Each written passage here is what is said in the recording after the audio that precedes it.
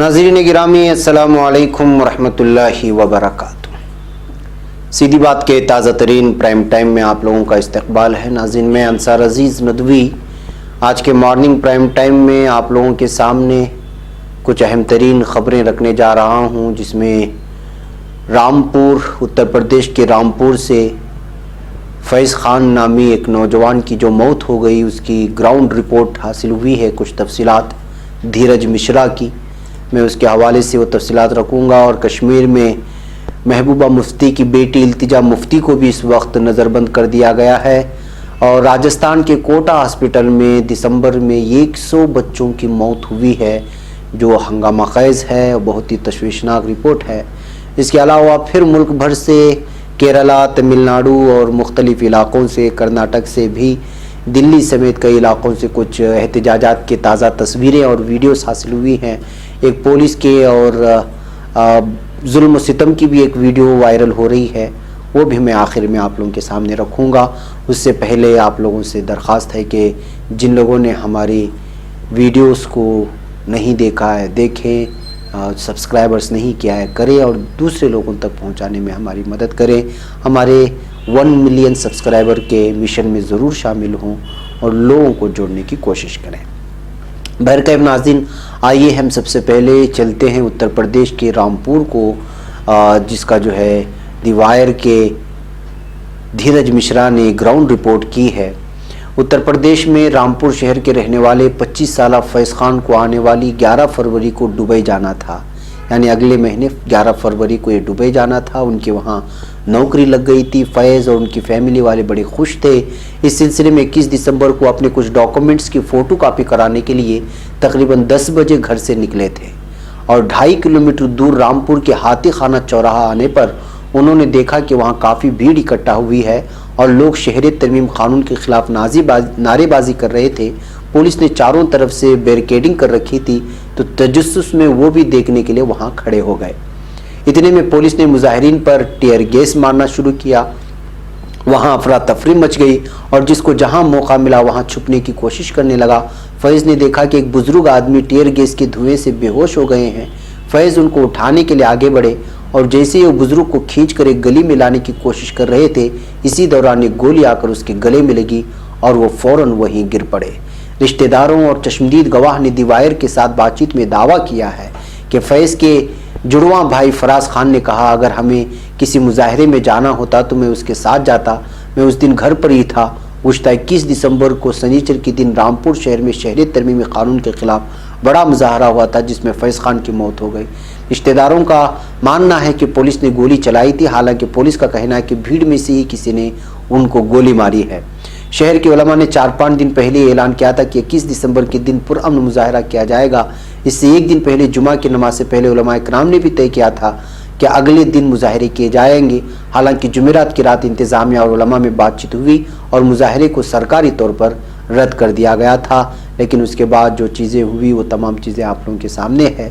मुझे सारी तफसीलात में जाना नहीं है, मुझे बस ये कहना है कि फैज़ खान जो सिर्फ़ और सिर्फ अपनी ज़रूरियात को पूरा करने के लिए गया था और फ़ोटो कापी कराने के लिए अपने डॉक्यूमेंट्स की जा रहा था, तमाशा देखने खड़ा हो गया तो पुलिस की गोली लगने से, जबकि पुलिस इनकार कर रही है कि उनकी जानिब से गोली चलाई गई, लेकिन जाहिर सी बात है कि वहाँ कौन दूसरी गोली चला सकता है या कौन से ऐसे शरपसंद अनासिर ऐसे घुस गए थे जो जानबूझ कर के जो है इसको देख कर के उसके ऊपर वो गोली चलाई और वो भी सही निशाने पर लगी। ये सारी चीज़ें ऐसी हैं जो तहकीक के बाद सामने आती हैं, लेकिन हकीकत ये है कि जो है यूपी पुलिस ने बहुत सारे ख़ानदानों को उजाड़ दिया और बहुत सारे वालिदैन को अपने लख्त जिगर से दूर कर दिया, बहुत सारे लोगों को जो है अपने अहल वयाल से दूर कर दिया और कई सालों तक रोते रहे। उनके घरों में ऐसा मातम पसराने की उन्होंने कोशिश की। यूपी पुलिस की जितनी भी जुल्म की दास्तानें हो सकती हैं वो यूपी पुलिस के मातहत में इस वक्त निकल कर के आ रही हैं। हम आखिर में एक और आपको जो है यूपी पुलिस के जुल्म सितम की एक वीडियो दिखाएंगे, उससे आप महसूस करेंगे कि किस तरह से लोगों को जो है एकजा होकर के एक आदमी पर एक छोटे छोटे जिनकी उम्रें 17 साल, 18 साल, 19 साल हो सकती है, उस पर 10-10, 15-15 लोग कैसे टूट गिर पड़ रहे हैं। लोगों को एक भीड़ के रूप में देख कर के किस तरह उनको मार रहे हैं, उस वीडियो से भी आपको अंदाज़ा लगेगा, जो वीडियो इस वक्त बहुत ज़्यादा वायरल हो रही है। भाई नाज़रीन, कश्मीर से अब ये खबर आ रही है कि कश्मीर में महबूबा मुफ्ती की बेटी इल्तिजा मुफ्ती को जुमेरात के रोज़ यहाँ उस वक्त खाना नज़रबंद रखा गया जब उन्होंने जनूबी कश्मीर के कस्बे बजिहाड़ा में वाक़ साबिक़ वज़ीर आला और अपने दादा मरहूम मुफ्ती मोहम्मद सईद के मज़ार पर हाज़िरी देने की कोशिश की थी। PDP ज़राए के मुताबिक इल्तिजा मुफ्ती को बजिहाड़ा जाने से रोके जाने के बाद रियासती पुलिस ने जुमेरात को सहपर को होने वाली उनकी प्रेस कॉन्फ्रेंस को नाकाम बनाया और गुपकार में वाक़ उनकी रहायशगाह की तरफ जाने वाले रास्तों को सील किया गया, जबकि किसी भी सहाफ़ी को रहायशगाह की तरफ जाने की इजाज़त नहीं दी गई और उनको उनकी ही रहायशगाह पर नज़रबंद कर दिया गया।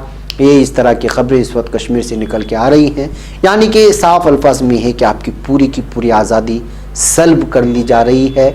बस यूँ समझिए कि आपको फ़ौज के या फिर वहाँ के हुकूमत के नज़र करम पर जीना होगा, अपनी ज़बानों को बंद रखना होगा, अपने आज़ादी को निकाल फेंकना होगा और बस जैसे हुकूमत कहे या जैसे मिलिट्री कहे वैसे जीना होगा।